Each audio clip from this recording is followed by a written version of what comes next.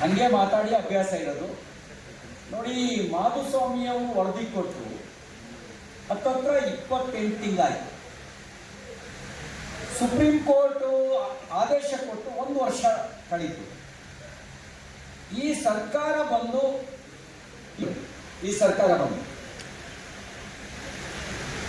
ಅವರು ಪ್ರಣಾಳಿಕೆ ಹೇಳಿದ್ದಾರೆ, ನಾವು ಅನುಷ್ಠಾನ ಮಾಡಿದ್ವಿ. ಮಾಧುಸ್ವಾಮಿಯವರು ವರದಿ ಬರೀ ಹೇಳಿದ್ದಲ್ಲ, ಅದನ್ನ ಅನುಷ್ಠಾನಕ್ಕೆ ತಂದಿದ್ವಿ.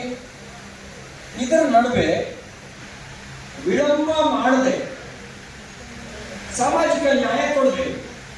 ಒಳ ಮೀಸಲಾತಿ ಅನ್ನೋದು ಒಂದು ಸಾಮಾಜಿಕ ನ್ಯಾಯ. ನಮ್ಮ ಆಕ್ರೋಶದ ಕಟ್ಟೆ ಒಡೆಯೋದಕ್ಕೆ ಅವಕಾಶವನ್ನ ಮಾಡಿಕೊಡ್ಬೇಡಿ. ಆಕ್ರೋಶದ ಕಟ್ಟೆ ಒಡೆದ್ರೆ ಪ್ರಜಾಪ್ರಭುತ್ವದಲ್ಲಿ ಎಲ್ಲ ಸೌಮ್ಯವಾಗಿ ಇರುತ್ತೆ. ಒಂದ್ಸರಿ ಜನಾಕ್ರೋಶ ಎದ್ದು, ಹಾಗಾಗಿ ಸರ್ಕಾರ ಬೀಳುವ ಹಂತಕ್ಕೆ ಜನಾಕ್ರೋಶವನ್ನ ಯಾರೂ ತೆಗೆದುಕೊಂಡು ಹೋಗಬಾರ್ದು. ಹಾಗಾಗಿ ನ್ಯಾಯ ಕೊಡಿ. ಅವರ ಕಣ್ಣು ತೆರೆಸೋದಕ್ಕೆ, ಅವರಿಗೆ ಕೇಳುವಂತೆ ಮಾಡೋದಕ್ಕೆ, ಅವರು ಬಾಯಿ ಬಿಟ್ಟು ನುಡಿಯುವಂತೆ ಮಾಡೋದಕ್ಕೆ ಹೋರಾಟದ ದಾರಿದ ನೀವೆಲ್ಲರೂ ಮಾಡ್ತಿರೋದು ಕೂಡ ಕಣ್ಣಿದ್ದು ಕೂಡರಂತೆ ವರ್ತಿಸುವವರಿಗೆ ಕಣ್ಣು ಬಿಟ್ಟು ನೋಡಿ ನ್ಯಾಯ ಕೊಡಿ ಎನ್ನುವಂತ ಹೋರಾಟವನ್ನು ಮಾಡ್ತಾ ಇದ್ದೀರಿ. ನಾವೊಂದು ಮಾತನ್ನು ಹೇಳಿಕ್ ಬಯಸ್ತೇನೆ. ಪ್ರಧಾನಮಂತ್ರಿ ಹಾಕಬೇಕು ಅನ್ನೋದು ಸಂವಿಧಾನದ ಆಶಯ. ಒಳ ಮೀಸಲಾತಿಯು ಕೂಡ ಸಂವಿಧಾನದ ಆಶಯವನ್ನ ಎತ್ತಿಡಿತಕ್ಕಂಥ ಒಂದು ಅಂಶ.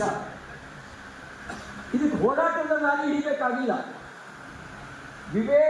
ವಿವೇಚನೆ ಇರುವಂತ ನೇತೃತ್ವ ಇದ್ರೆ ಯಾರು ಹೋರಾಟ ಮಾಡ್ಬೇಕ. ಕಣ್ಣಿದ್ದು ಕುರುಡ್ರಂತೆ, ಕಿವಿ ಇದ್ದು ಕಿವಿಡ್ರಂತೆ, ಬಾಯಿ ಇದ್ದು ಮೂಕರಂತೆ ವರ್ತಿಸ್ತಾರೆ. ಆಗ ಒಳ ಮೀಸಲಾತಿ ಬಂದರೆ ಸರ್ಕಾರದಲ್ಲಿ ಉದ್ಯೋಗ ಸಿಗ್ತದೆ. ಯಾವ ವಿದ್ಯಾವಂತ ಡಬಲ್ ಗ್ರಾಜುಯೇಟ್ ಡಾಕ್ಟರ್ಗಳು, ಇಂಜಿನಿಯರ್ಗಳು, ಅಡ್ವೊಕೇಟ್ಗಳು 95% ನಿಮ್ಮ ಜೊತೆ ಇರಕ್ಕೆ ಆಗಲಿಲ್ಲ.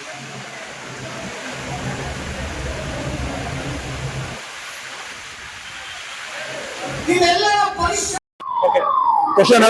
ಇವತ್ತು ಒಳ ಮೀಸಲಾತಿ ಬಗ್ಗೆ ಹೋರಾಟ ಸಭೆ ಹಮ್ಮಿಕೊಂಡಿದ್ರು. ಇದು ಒಳ ಮೀಸಲಾತಿ ಹೋರಾಟದ ವಿಚಾರವಾಗೆಲ್ಲ ಇದು ಸಭೆ ಮಾಡ್ತಾ ಇರೋದು.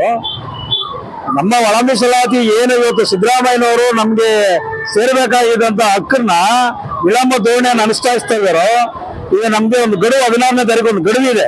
ಆ ಗಡುವು ದಾಟಾದ್ಮೇಲೆ ನಾವೇನ್ ಮಾಡ್ಬೇಕಂತ ನಾವು ತೋರಿಸ್ತೀವಿ. ಯಾಕಂದ್ರೆ ಈಗ ನಾವು ಸಮೀಕ್ಷೆ ಮಾಡಿ ಅಂತ ನಾವು ಸಿದ್ದರಾಮಯ್ಯನ ಕೇಳ್ಕೊಂಡಿರಲ್ಲ. ಸಿದ್ದರಾಮಯ್ಯನೇ ಹೇಳಿದರೆ ಎಲ್ಲಾ ಜಾತಿಯವರು ಒಂದು ನಾವು ಏನು ಅನಿಸಿಕೆ ಯಾವ ರೀತಿ ನಮಗೆ ಸುಪ್ರೀಂ ಕೋರ್ಟ್ ಆದೇಶ ಕೊಟ್ಟಿದ್ದ ಆದೇಶದ ಪ್ರಕಾರವಾಗಿ ನಾವು ಜನಸಂಖ್ಯೆ ಆಧಾರದ ಮೇಲೆ ನಾವು ಮೀಸಲಾತಿ ಕೊಡ್ತೀವಿ ಅಂತೇಳಿ ಮಾಡಿದ್ದಾರೆ. ಆ ಒಂದು ವಿಚಾರದಲ್ಲಿ ಸಿದ್ದರಾಮಯ್ಯನವರು ಹೇಳಿ ಈಗ ಜಸ್ಟಿಸ್ ನಾಗಮೋಹನ್ ದಾಸನ್ನ ಆಯೋಗನ ರಚನೆ ಮಾಡಿ ಆ ಆಯೋಗದಂತೆ ಎಲ್ಲಾ ಜಾತಿಯವರು ಸಮೀಕ್ಷೆ ತಗೊಂಡ್ಬಂದವ್ರೆ. ಆ ಸಮೀಕ್ಷೆಯನ್ನ ಮೊನ್ನೆ 4ನೇ ತಾರೀಕು ನಾಗಮೋಹನ್ ದಾಸರು ಸಿದ್ದರಾಮಯ್ಯರು ಒಪ್ಪಿಸಿದ್ದಾರೆ. ಸಿದ್ದರಾಮಯ್ಯನವರು ಮೊನ್ನೆ ಒಂದು 2-3 ದಿನದಲ್ಲಿ ಕೊಡಬೇಕಾಗಿತ್ತು, ವರದಿನ ನಾವು ಜಾರಿ ಮಾಡ್ತಾ ಇದ್ದೀವಿ. ಅದಕ್ಕೇನು ತಗೊಂಡಾಗ 16ನೇ ತಾರೀಕು ನಾನು ಮನ್ನಣೆ ಮಾಡ್ತೀನಿ ಅಂತ ಹೇಳಿ ಆಶ್ವಾಸನೆ ಕೊಟ್ಟಿದ್ದಾರೆ. ಆಶ್ವಾಸನೆ ಕೊಟ್ಟಾದ್ಮೇಲೆ 16ನೇ ತಾರೀಕು ಸಿದ್ದರಾಮಯ್ಯನವರು ಕೊಡ್ಬೇಕು.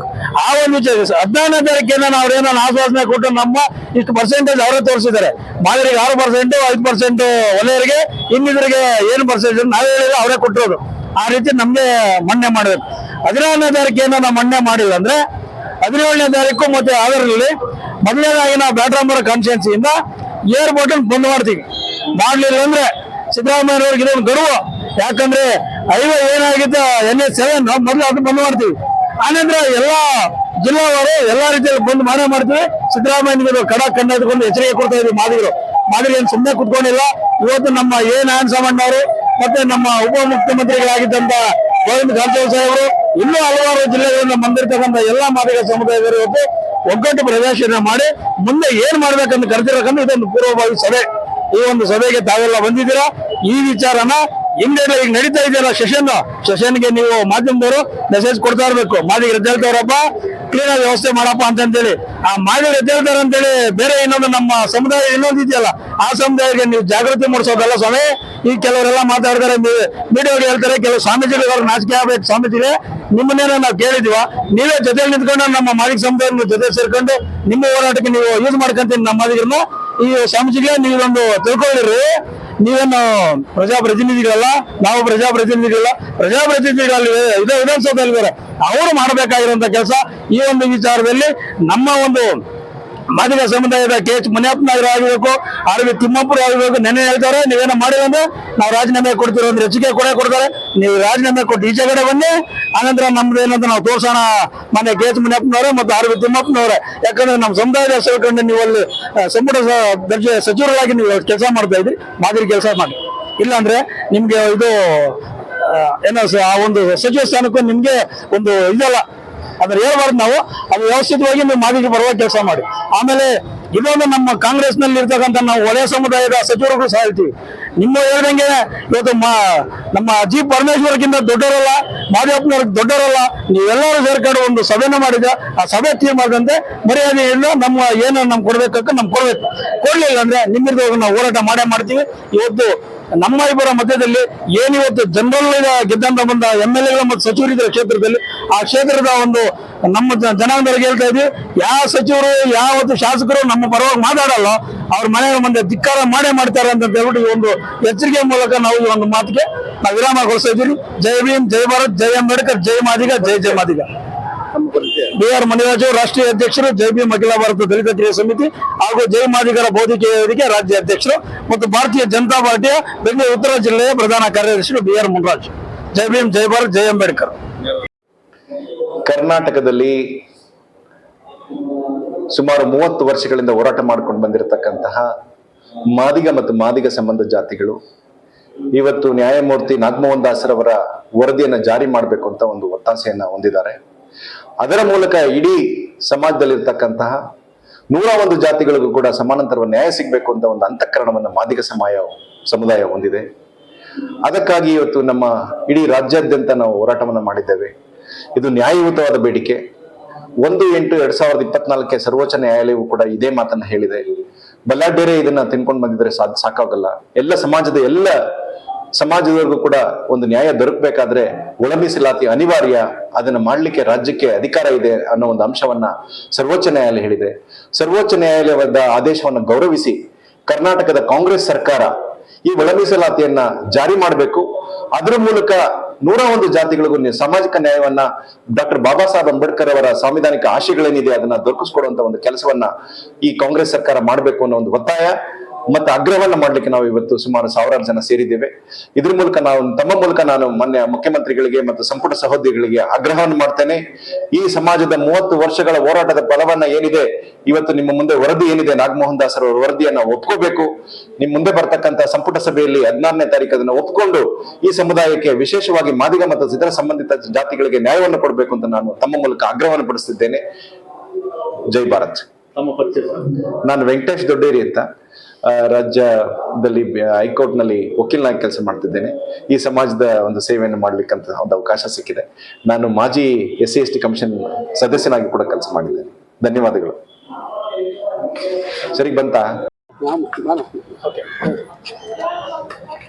ಏನು ಇವತ್ತು ಮೀಸಲಾತಿ ಬಗ್ಗೆ ಹೋರಾಟ ಸಭೆಯನ್ನು ಹಮ್ಮಿಕೊಂಡಿದ್ದಾರೆ. ಸೊ ನಿಮ್ಗೆ ಯಾವ ರೀತಿ ನಿಮ್ಮ ಡಿಮ್ಯಾಂಡ್ಗಳಿದೆ, ಯಾವ ರೀತಿ ಸರ್ಕಾರ ಅದಕ್ಕೆ ಸ್ಪಂದಿಸಬೇಕು ನಿಮ್ಮ ಮಾತಲ್ಲಿ ಕೇಳ್ಬೇಕು. ಒಳ ಮೀಸಲಾತಿ ಆಗಬೇಕು. ವಿಶೇಷವಾಗಿ 30 ವರ್ಷಗಳಿಂದ ಮಾದಿಗರು ವಂಚಿತರಾಗಿದ್ದಾರೆ. ಅಧಿಕಾರ ಮತ್ತು ಅವಕಾಶ, ಉದ್ಯೋಗ ಎಲ್ಲದಕ್ಕೂ ವಂಚಿತರಾಗಿದ್ದಾರೆ. ಒಳ ಮೀಸಲಾತಿ ಆಗ್ಬೇಕಂತೇಳಿ ಅನೇಕ ತರದ ಹೋರಾಟಗಳು, ಬೆತ್ತಲೆ ಮೆರವಣಿಗೆ, ಕೇಸ್ ಹಾಕ್ಸ್ಕೊಂಡಿದೀವಿ. ಎಲ್ಲಾ ತರದ ಹೋರಾಟಗಳು ಆಗೋಗ್ಬಿಡವ. ನಮಗೂ ಕೂಡ ಅಲ್ಲ ಸುಸ್ತಾಗೋಗ್ಬಿಟ್ಟಿದೆ. ಆದ್ರೂ ಬಿಡೋದಿಲ್ಲ ನಾವು. ಇಷ್ಟಕ್ಕೆ ಈ ಕಾರಣ ಸುಸ್ತಾಗಿದೆ ಅಂದ ತಕ್ಷಣ ಬಿಡೋದಲ್ಲ ನಾವು. ಫೈನಲ್ ಡಿಸಿಷನ್ ಇದು. ಮಾಡು ಇಲ್ಲವೇ ಮಡೆ. ನಾವು ಏನ್ ಬೇಕಾದ್ರೂ ನಾಳೆ 16ನೇ ತಾರೀಕು ಅವ್ರು ಏನಾದ್ರು ತೀರ್ಮಾನ ಸರಿಯಾದ ಕ್ರಮವಾಗಿ ಪಾಸಿಟಿವ್ ಆಗಿ ತೀರ್ಮಾನ ತಗೊಂಡಿಲ್ಲ ಅಂದ್ರೆ 100ಕ್ಕೆ 100ರಷ್ಟು ಬೆಂಕಿ ಹಚ್ತಾರೆ. ಜನ ಸುಟ್ಟು ಹಾಕ್ತಾರೆ. ತಾಲೂಕು ಆಫೀಸ್, ಜಿಲ್ಲಾ ಆಫೀಸ್ಗಳು ಬೀಗ ಹಾಕ್ತಾರೆ. ಎಲ್ಲ ಅಸಹಕಾರ ಚಳವಳಿಯನ್ನ ನಾವು ಮಾಡ್ಲಿಕ್ಕೆ ತಯಾರಾಗಿದ್ದಾರೆ ನಮ್ಮ ಜನ ಅಂತ ನಾನು ಹೇಳಲಿಕ್ಕೆ ಇಷ್ಟಪಡ್ತೀನಿ ಸರ್.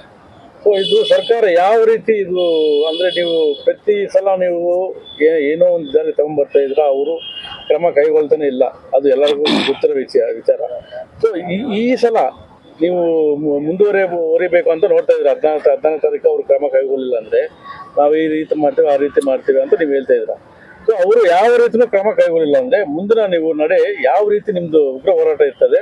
ಸೊ ನಿಮ್ಮ ಮಾತಲ್ಲಿ ರೈಲ್ ಬರೋ ಚಳವಳಿ ಮಾಡ್ತೀವಿ, ಬೆಂಕಿ ಹಚ್ತೀವಿ, ಏನ್ ಬೇಕಾದ್ರೆ ಅನಾಹುತಗಳನ್ನು ನಮ್ಮ ಸಮಾಜ ಉಚ್ಚೆದ್ದು ಕುಣಿತಾರೆ. ಇವಾಗ ಸಹನೆ ಕಟ್ಟೆ ಹೊಡೆದೋಗ್ಬಿಟ್ಟಿದೆ ನಮ್ದು ಸುಮ್ಮನೆ. ಯಾಕಂದ್ರೆ 30 ವರ್ಷಗಳಿಂದ ನೌಕರಿ ಇಲ್ದಂಗೆ ಬಳಲ್ತಿದಾರೆ ನಮ್ಮ ಮಕ್ಕಳು, ನಿರುದ್ಯೋಗಿಗಳಾಗಿದ್ದಾರೆ. ಯಾಕಂದ್ರೆ ಸಬಲರ ಮುಂದೆ ನಾವು ಪೈಪೋಟಿ ಮಾಡೋದು ತುಂಬಾ ಕಷ್ಟ. ನಾವು ತುಂಬಾ ಬಡವರು, ಅನಕ್ಷರಸ್ಥರು ನಮ್ಮ ಸಮಾಜದಲ್ಲಿ ಇರೋದ್ರಿಂದ ಅವರು ವಂಚಿತರಾಗಿದ್ದಾರೆ. ಅವರು ಇನ್ನೊಂದು 30 ವರ್ಷಗಳಿಂದ ಅವಕಾಶಗಳು ಸಿಕ್ಕಿದ್ರೆ ಸುಮಾರು ನಮಗೆ ಎಷ್ಟು ಪಾಲ್ ಸಿಗ್ಬೇಕಾಗಿತ್ತು ಯೋಚನೆ ಮಾಡಿ. ಎಲ್ಲದರಿಂದ ಅವಕಾಶ ಉಂಟು. ಹಂಗಾಗಿ ನಾವು ಸಹನೆ ಕಟ್ಟೆ ಹೊಡೆದೋಗಿದೆ, ಉಗ್ರ ರೂಪವನ್ನ ತಾಳಿ ಹೋರಾಟವನ್ನ ಮಾಡ್ತಾರೆ ನಮ್ಮ ಸಮಾಜದವರು. ಸರ್ಕಾರ ಗೆಲ್ಲುತ್ತೆ ಸರಿ ಆಯ್ತು, ಮುಂದುವರಿತದೆ, ನಾವು ಇದು ಮಾಡ್ತೀವಿ ಅದು ಮಾಡ್ತೀವಿ ಅಂತ ಹೇಳ್ತಾರೆ. ಆಶ್ವಾಸನೆಯನ್ನು ಕೂಡ ನಿಮ್ಗೆ ಒಪ್ಪಿಸಿ ಆಮೇಲೆ ತಿರ್ಗಾ ಇದೇ ರೀತಿ ಮಾಡ್ತಾರೆ. ಆವಾಗ ಅರ್ಥವಾಗಿದೆ ನಮ್ಗೆ ಏನಂದ್ರೆ 8ನೇ ತಾರೀಕು ಮಾಡ್ತೀವಿ ಹೇಳಿದಂತವ್ರು 16ಕ್ಕೆ ಮುಂದೂಡಿದ್ರು. 16ರೊಳಗಡೆ ಯುದ್ಧ ಮಾಡಿಸಕ್ ಶುರು ಮಾಡಿದ್ದಾರೆ. ಬೇರೆ ಕಡೆಯಿಂದ ನಮ್ಮ ಮೇಲೆ ಹಗ್ಗ ಜಗ್ಗಾಟ ಕಾಲೆಳೆಯುವ ಕೆಲಸವನ್ನು ಮಾಡ್ತಾ ಇದಾರೆ. ನಮ್ಗೆ ಅರ್ಥ ಆಗಿದೆ. ಈಗ ನಾವು ಅದಕ್ಕೆ ಯಾರಿಗೂ ಉತ್ತರ ಕೊಡೋದಿಲ್ಲ. ನಮ್ಮ ಪಾಲು ನಾವು ಕೇಳ್ತಿದ್ದೇವೆ. ಯಾರಿಗೂ ಮಾಡ್ಲಿಲ್ಲ ಅಂದ್ರೆ ತೊಂದ್ರೆ ಇಲ್ಲ. ನಮ್ಮ ಸಮಾಜಕ್ಕೆ ಬರ್ಬೇಕಾದ ಪಾಲನ್ನ ನಮಗ್ ಕೊಡಿ, ಏನಾದ್ರು ಮಾಡ್ಕೊಳ್ಳಿ. ಸಾಮಾಜಿಕ ನ್ಯಾಯದ ಅಧಿಕಾರ ಅಂತ ನೀವೇನ್ ಹೇಳ್ತೀರಿ ಅದನ್ನ ಬದ್ಧತೆಯನ್ನ ಉಳಿಸ್ಕೊಳ್ಳಿ. ಇಲ್ಲ ನಮ್ಮ ಸಮುದಾಯನ ಕೆಳಕನ್ನು ಉಳ್ಕೋಬೇಡಿ. ಯಾಕಂದ್ರೆ ಮುಂದಿನ ಚುನಾವಣೆಯಲ್ಲಿ ನಿಮಗೆ 100% ಪೆಟ್ ತಿಂತೀರ ನೀವು. ನಮ್ಮ ಸಮಾಜದಿಂದ 40 ಲಕ್ಷಕ್ಕಿಂತ ಅಧಿಕ ಜನಸಂಖ್ಯೆ ಇದೆ. ನಾವು ಯಾರೋ ಹೇಳ್ತಾರೆ ಅಂತ ಹೇಳಿದ ತಕ್ಷಣ ನಾವು ಕಡಿಮೆ ಇಲ್ಲ ಸ್ವಾಮಿ. 40 ಲಕ್ಷಕ್ಕಿಂತ ಹೆಚ್ಚು ಜನ ನಾವಿದೀವಿ. ಆದಿ ಕರ್ನಾಟಕ ಗುಂಪಿಗೆ 10 ಲಕ್ಷ ಜನ ಸೇರಿಸಿದ್ರು. ನಮ್ಮ ಸಮಾಜದವರು ಮನೆ ಬಾಡಿಗೆ ಮತ್ತೊಂದು ಮೂರೊಂದು ಸಿಗಲ್ಲ ಅನ್ನೋ ಕಾರಣಕ್ಕೆ ಜಾತಿ ಸುಳ್ಳು ಹೇಳ್ಕೊಂಡು ಇದಾರೆ, ವಾಸ ಮಾಡ್ತಾರೆ. ಅವರು ಬಹಿರಂಗ ಹೇಳಕ್ಕಾಗಲ್ಲ, ಮನೆ ಬಿಡಿಸ್ಬಿಡ್ತಾರೆ ಅಲ್ಲಿ. ಆ ಕಾರಣದಿಂದ ಅವರು ಸಂಕೋಚಿತ ಮನೆ ಭವನದಿಂದ 10 ಲಕ್ಷ ಜನ ಆದಿ ಕರ್ನಾಟಕ ಅಂತಲೇ ಬರ್ಸಿದ್ರೆ ಅವ್ರು ನಮ್ಮ ಗುಂಪಿಗೆ ಸೇರಿದ 48ರಿಂದ 50 ಲಕ್ಷ ಸಮುದಾಯ ಮಾಲಿಗೆ ಒಂದೇ ಸಮಾಜ ಆಗುತ್ತೆ ಸರ್. ಇದನ್ನ ಅರ್ಥ ಮಾಡ್ಕೊಂಡು ನಿಮಗೆ ಬೇಕಾ ಬರೇ ವೋಟ್ ಬ್ಯಾಂಕ್ ಆಗಿ ಮಾಡ್ಕೊಂಡು ನಮ್ಮನ್ನ ತುಳಿದು ಹಾಕ್ಬೇಡ್ರಿ. ನಮಗೂ ಅವಕಾಶ ಕೊಡ್ರಿ, ನಮ್ಮ ಸಮಾಜಕ್ಕೆ ಒಂದು ಅವಕಾಶ ಕೊಡ್ರಿ. ನಮ್ಮ ಮಕ್ಕಳು ಉದ್ಧಾರ ಆಗ್ಲಿ, ನಮ್ಮ ಮಕ್ಕಳು ನೌಕರಿಗೆ ಹೋಗ್ಲಿ, ನಮ್ಮ ಮಕ್ಕಳು ಶಿಕ್ಷಣವಂತರಾಗ್ಲಿ ಅಂತೇಳಿ ನಾವು ಒತ್ತಾಯನ ಇವರಿಗೆ ಮನವರಿಕೆ ಮಾಡ್ಕೊಳಕ್ ಇಷ್ಟಪಡ್ತೀವಿ ಸರ್. ಸರಿ ಸರ್. ಸರ್ ಆಲೂರು ನಿಂಗರಾಜ್, ದಾವಣಗೆರೆ, ಮಾದಿಗ ಸಮಾಜದ ಮುಖಂಡರು. ಇವತ್ತು ಕಾರ್ಯಕ್ರಮ ಆಗಸ್ಟ್ 1, 2025ರಂದು ರಾಜ್ಯಾದ್ಯಂತ ಒಂದು ದಿನದ ಧರಣಾ ಕಾರ್ಯಕ್ರಮ ಅರಬೇತ್ಲ ಮೆರವಣಿಗೆ ಆಯಿತು DCFC ಕಚೇರಿ. ಅದ ನಂತರ ಇವಾಗ 11ನೇ ತಾರೀಕು ಕ್ಯಾಬಿನೆಟ್ ಡಿಸಿಷನ್ ಇತ್ತು, ಅದಾಗಿಲ್ಲ. 16ನೇ ತಾರೀಕು ಮುಂದುವರಿಸಿದ್ದಾರೆ.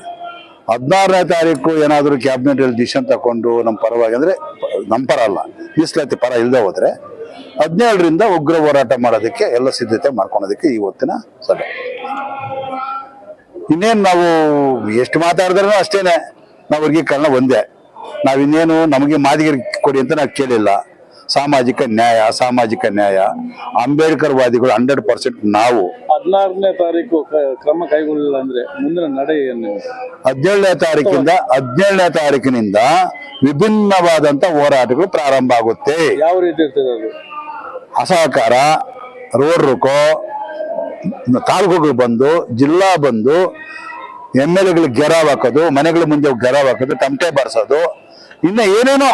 ಅದು ನಾವ್ ಹೇಳಿಲ್ಲ, ಕೋಪ ಬಂದಾಗ, ಮನುಷ್ಯನಿಗೆ ಕೋಪ ಬಂದಾಗ ಒಳ್ಳೆ ಮಾತು ಬರೋದಿಲ್ಲ, ಎಷ್ಟು ಮಾತು ಬರುತ್ತೆ. ಹೊಡೆಯಕ್ಕೆ ಹೋದಾಗ ಎಲ್ಲೆಲ್ಲಿ ಏಟುಗಳು ಬೀಳುತ್ತೋ ಗೊತ್ತಿಲ್ಲ.